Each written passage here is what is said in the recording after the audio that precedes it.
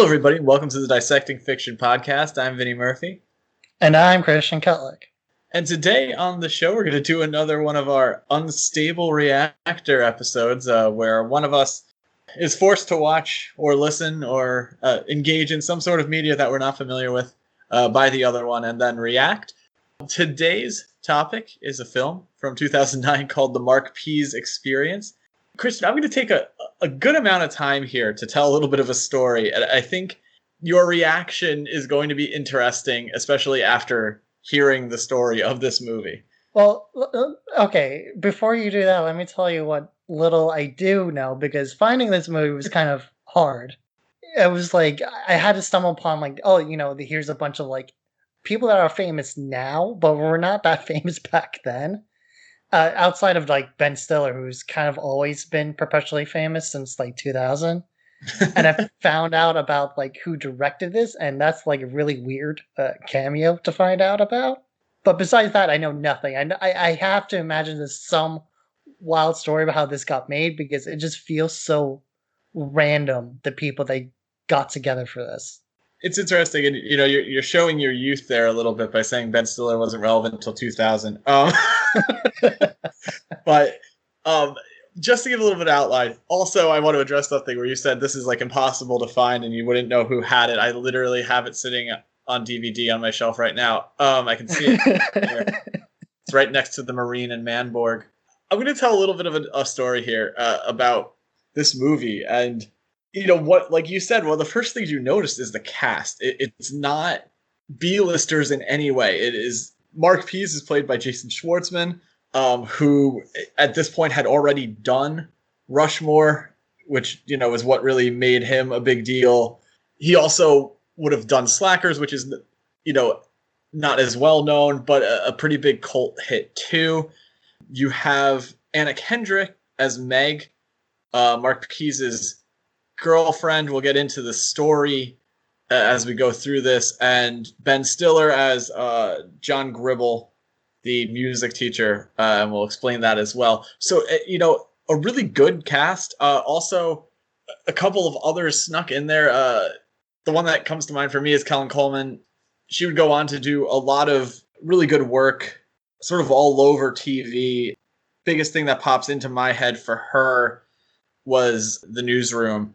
She had a kind of a guest spot on that, but was a frequent character. Really done a lot of stuff since then too. Very young in this, as is Anna Kendrick. So The Marc Pease Experience is a film that was released on August 21st, 2009. That's part of the story in itself. It was directed by Todd Luiso. Todd Luiso, a pretty good pedigree too. Had the 2012 Sundance hit Hello, I Must Be Going, which was written by his wife, Sarah Koskoff. And he directed, that of course would be after this, is something to think about. He wrote The Marc Pease Experience along with Jacob Koskoff, his brother-in-law, and they would go on to write the 2015 adaptation of Macbeth. And Jacob Koskoff himself would go on to write Marshall in 2017, along with his father, Michael Koskoff. So a family that enjoys film. The box office on this film was $390,000 and a little more than that.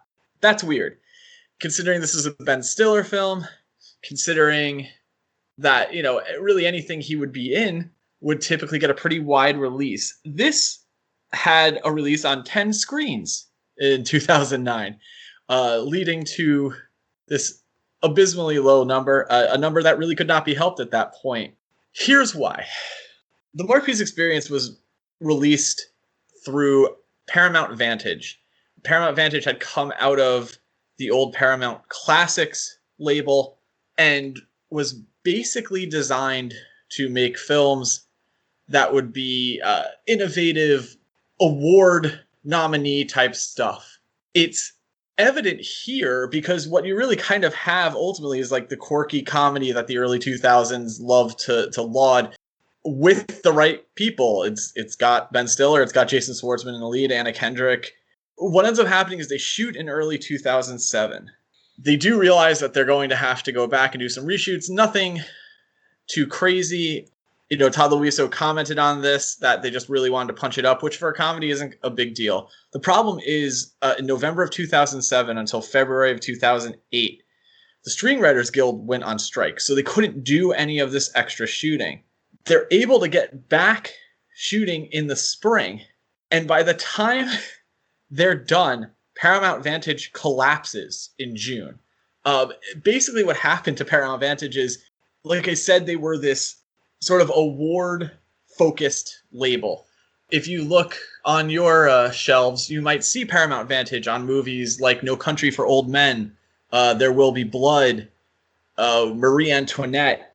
If you have a really weird collection, you might have The Foot Fist Way. All these sort of buzz films. Apparently, from what I could garner from my research, Paramount Vantage dumped money into things and was not super profitable, meaning that their movies were making money, and obviously you have things like No Country for Old Men, which made serious money, but they were spending so much on what they were shooting that they weren't making enough of a profit to sustain themselves, and so Paramount basically shut them down. Okay, so did the Marc Pease experience bankrupt this company? Is this the Heaven's Gate of the late 2000s? I don't know if it's certain. Look, here's the thing. Singularly, no. I'm sure that there are far more expensive productions than the Marc Pease experience. And like you said, with that really, really tight ratio of profit to expenditure for the studio, they probably really lost the money on their bigger productions, like, say, There Will Be Blood, where, you're dumping millions and millions. But this wasn't cheap. I mean, just by, visually, it's fine. Who you have in it, they're all going to take some money. That's not, a cheap cast. And really what ends up happening is, Stiller seeing that this is kind of not really going to get the promotion it's supposed to, it just because of the label that it's under, which is now essentially gone. It was pretty much confirmed in an IndieWire interview that his agent went in and shut down any sort of promotion that Paramount was going to do, for the sake of Ben Stiller going back to work for Paramount again. Why did his agent hate this film so much?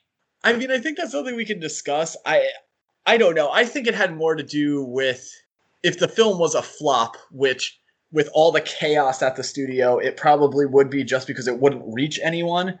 They didn't want Ben Stiller's name all over it. I mean, it still is all over it, but then again, how many people know about this movie?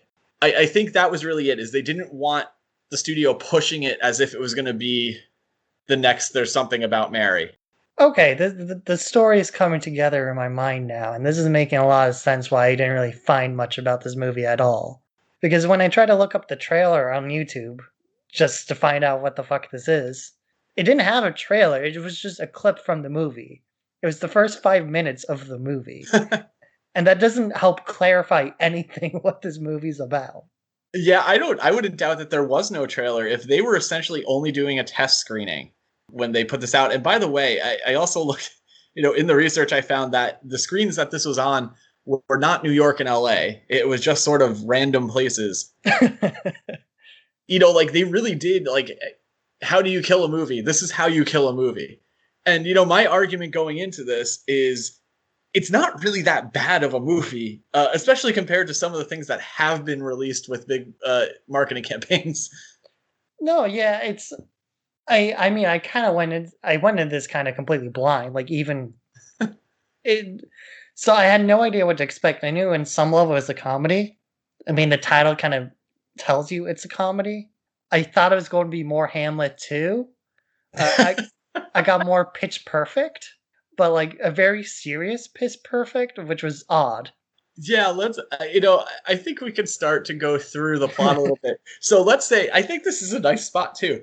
If you want to see the Marc Pease experience and go on eBay and find some dealer where you can get it for $1, this would be the point to stop if you don't want to know anything about the plot. If you're just intrigued by the fact that this was a movie that a studio killed in multiple ways with pretty big stars in it, you can stop here. So we're getting a little bit into the plot now. So there, give the people a moment to leave if they want to, but don't leave. We want you to watch like the whole video or play the whole thing. Our numbers are better that way.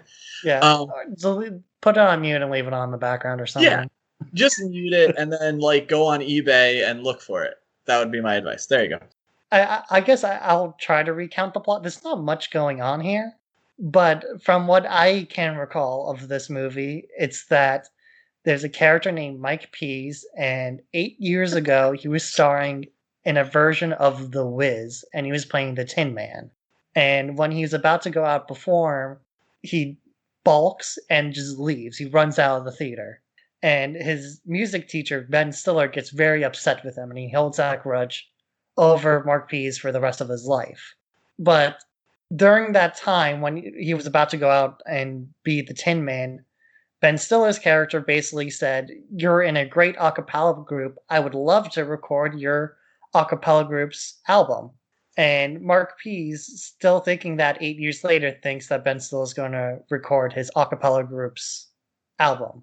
So 8 years later, Mark Pease is still thinking that Ben Stiller is going to record his a cappella group's album, their first album, as long as he fronts the money.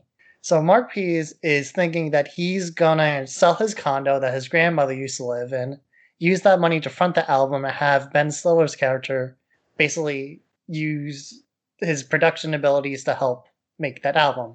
Ben Stiller's character is also called Mr. Gribble. I should use that name from now on to keep things a bit more consistent. John Gribble. John Gribble. But since that time, Mark Pease has just kind of been a layabout. He's just been stuck in the same town. He hasn't really evolved. His a cappella group is slowly falling apart. It used to be 8 members, now it's 4. He hangs around the high school all the time.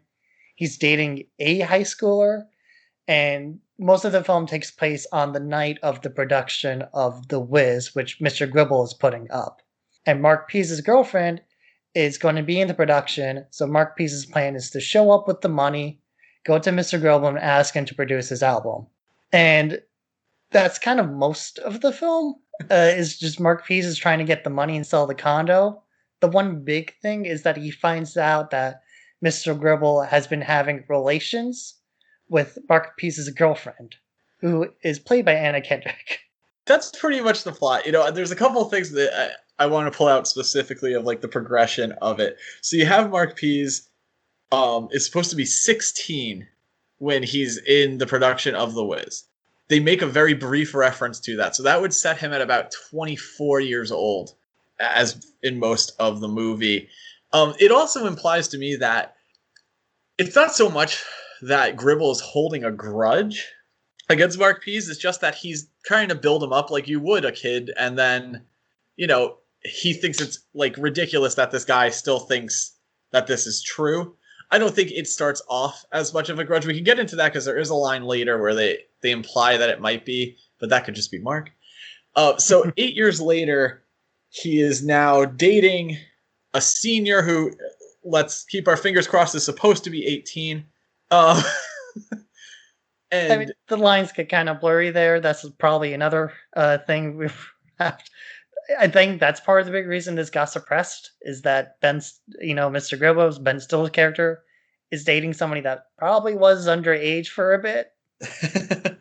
It's only an audio tape that you really find this out in originally in the movie that Mark Pease finds in her room while he's moving a piano in there, which is an entirely different thing. So you don't really know when that's supposed to have been recorded. The plot itself is basically, that back and forth of Mark thinking that Gribble's going to help him, you pretty much knowing from the beginning that Gribble isn't because of his attitude towards him. The hope of what's left of Meridian 8, which I think are 4 people? Yeah, there's about 4 people. Meridian 8 being his a cappella group. I'm going to challenge you here. I don't think that they are trying to imply that Mark is so much a layabout. It's more that he's so fixated on Gribble helping him that he never really moves on because he is industrious. He does have his own limo business, and he is trying to get the Meridian 8 recording off the ground. It's just that, he's been lied to, and he's been sort of living within this lie for 8 years. Yeah, I guess that's a better description because he isn't a slacker. He's just delusional. Right. Which is a bigger comedic difference, too. He's not lazy, but he is just has these weird fantasies that he's going to keep this a cappella group around even though half of them are gone, and I think one of them went to jail. Yeah, they do mention that. Yes. And then of course, at the end of the movie, he shows up. He confronts Mr. Gibble's character, and he's like, I have the tape. Then he destroys the tape. He's like, I don't need you anymore.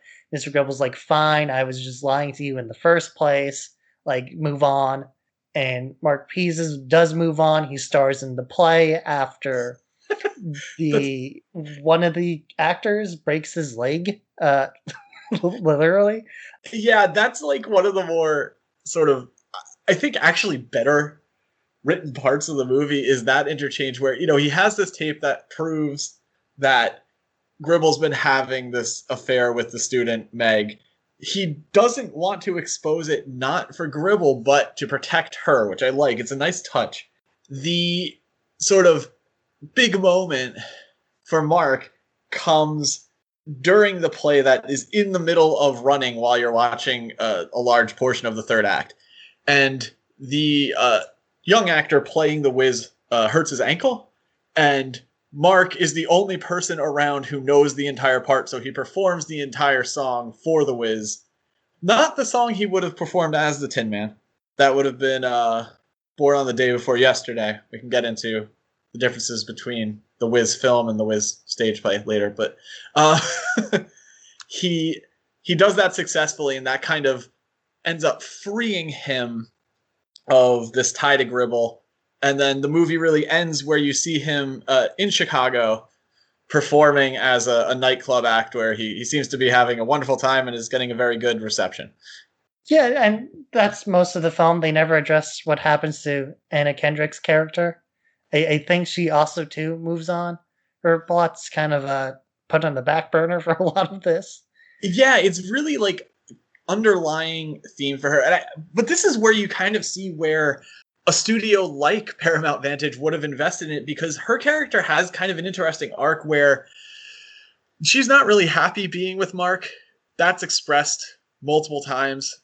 She doesn't hate him or anything, but it starts to play with this whole idea where she can't really tell if, these two men are really dominating what she wants to do with her life. And it comes out in a realization that she doesn't feel like they've put her in the direction of music, that she actually does want to pursue that, but she doesn't need either of them to do it. They do this through a couple of scenes with an English teacher who is really encouraging of her good work, but she ultimately, it's almost played as like a gag that like you think that's the direction she's going to go, but then she actually does really love music. It's just that these two weirdos have been really like messing everything up for her. Yeah, I mean, early on, she even's like, Mark Pease is delusional with all this. Like, and she says that in like the first like minute she's introduced. She's like, "You still believe that?" Towards the end, Mark Pease does break with her before she goes on stage, basically saying like, "You have to move on without me. Like, I'm kind of going nowhere right now, and you need to decide what to do with your future." Yeah, and to clarify too, another thing that's happening during the film, we mentioned Meridian 8 that is now 4 members. And like what I think is cool with that is they never act like they suck. Like they're actually pretty good. It's just that there's no real road forward for them. One of the members leaves to take a job in his actual field. And it's sort of like as that crumbles, you learn more about Gribble's not real connection to the record label that he said he was going to bring them to. And like it's sort of by the time you get to the climax, I think you're ready for it. And look, I'm not going to act like this is the greatest film ever made, but I think it's actually pretty good at that point. And I also think something that doesn't get pulled out of it enough is how very real the sort of like over the top drama teacher thing plays, and the fact that they're on this 8-year cycle of the plays, which is pretty realistic for high schools because you have to buy those to perform them. So like a lot of times you rotate that way, where like 8 years later, yeah, they are going to do the exact same play, and it's going to be the same director with the same ideas of how to stage it. Well, I think this was in somewhat of an enjoyable movie, but I think it's like a good C. It's not like perfect or great or anything, but I think like the tone of it was very comfy, I guess. But I think it wasn't that funny and it wasn't that dramatic. It's kind of like a middle of the road thing for me.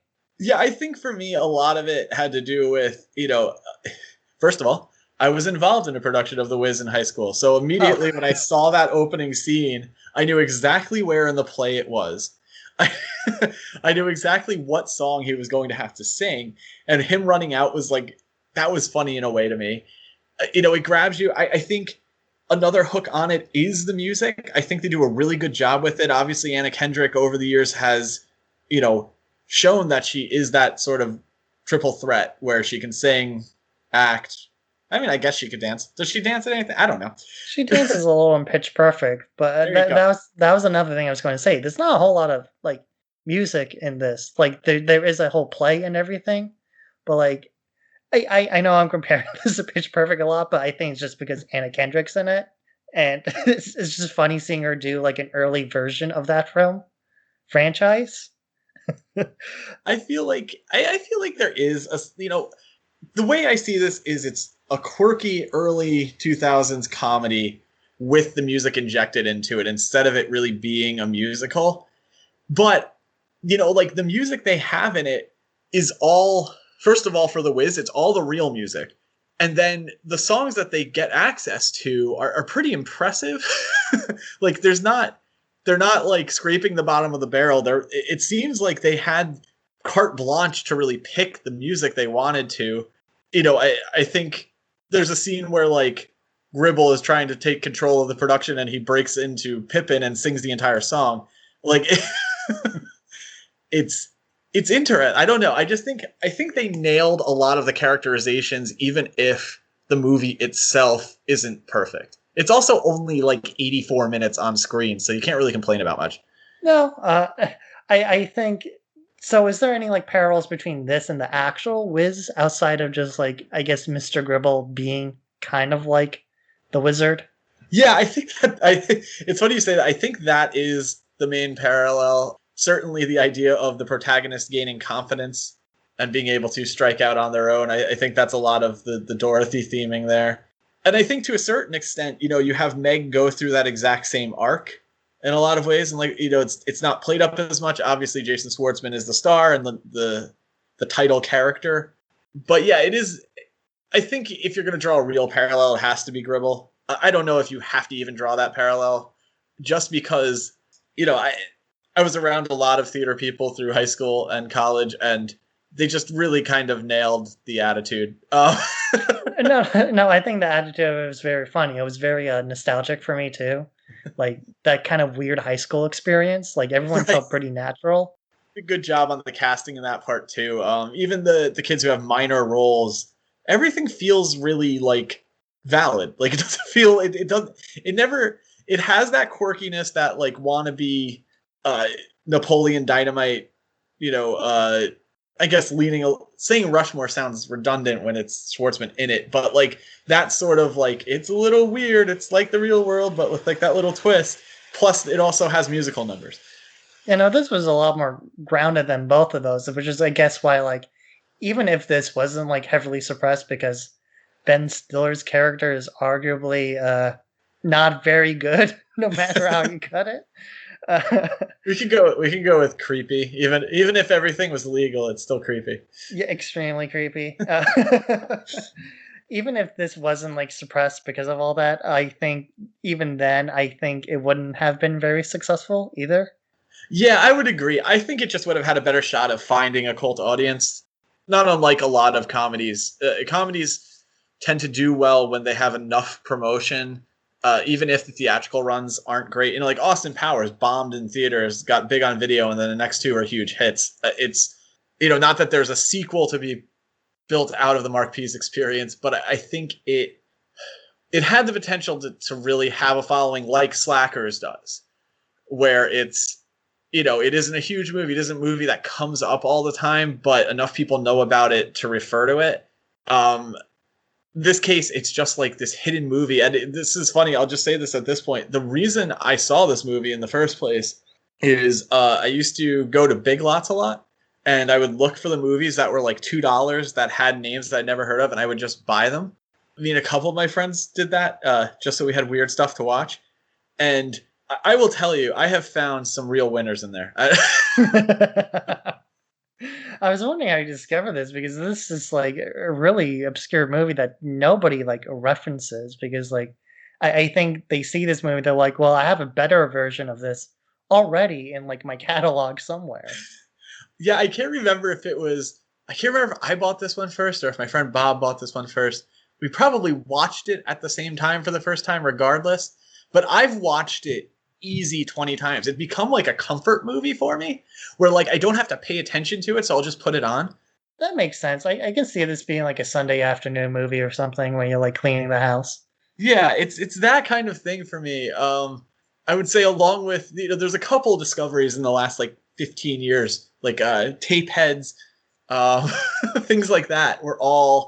They've all become these weird comfort movies. But Mark Pease Experience, I think, has an audience, and that's what I'm hoping to start with this podcast. I want this to be ground zero for the Mark Pease movement. The Marc Pease experience movement. Yeah, the continuing Mark Pease experience, never-ending experience. I want conventions. I want cool T-shirts on like I don't know Teespring. We Yeah, should getting one. Teespring. Yeah, one of those. You know what I mean, though. Etsy. Can we get some Etsy Mark Pease stuff? This would be an interesting double feature with Hamlet too. I swear I am not making this up. I watched the Mark Pease Experience, and I currently have a Hamlet 2 DVD coming. Like that same night, I was just like, you know what I'm missing? Hamlet 2. Rock me, sexy Jesus. I'm No glad I'm not the only one I thought about Single that. disc Focus Features DVD released out of print. Not expensive, though. You can get it. All right. Well, I think that brings us. I think we've said more about the Mark Pease Experience than anyone did outside of the pitch meeting. So I'm pretty happy with this. If you guys enjoyed this show, make sure to like and rate and follow and I don't know, hit the bell if you're watching this on YouTube. Just do all the things. Like I feel weird telling you what to do. You know what to do. You know how this works. If you want to follow us more, we're all over social media. Just type Dissecting Fiction in with your favorite type of social media, and I'm pretty sure we'll show up. If you're looking for toys, statues, anything of that kind, check out toystoreguide.com. They will find good independent businesses around your area to help you track that down and support all of your local businesses in these times. Christian, you got anything else? Check out Paper Girls by Brian Vaughn and Cliff Chiang. It is a kind of sci-fi horror mystery thingy, kind of in the same vein of Paper Girls, but way wackier.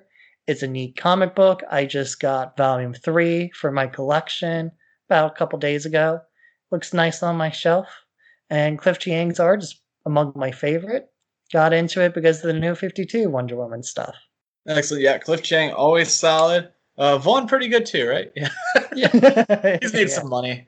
But anyway, thank you guys for listening. If you enjoyed this type of format, let us know. You guys seem to. And I have a few more weird movies that I can make Christian watch, so I'm pretty pumped. I have some in the chamber too, but I think I know he's got me at something. I don't quite know what it is. I know it's gonna be like almost 2 hours, so hopefully it's not mind numbing.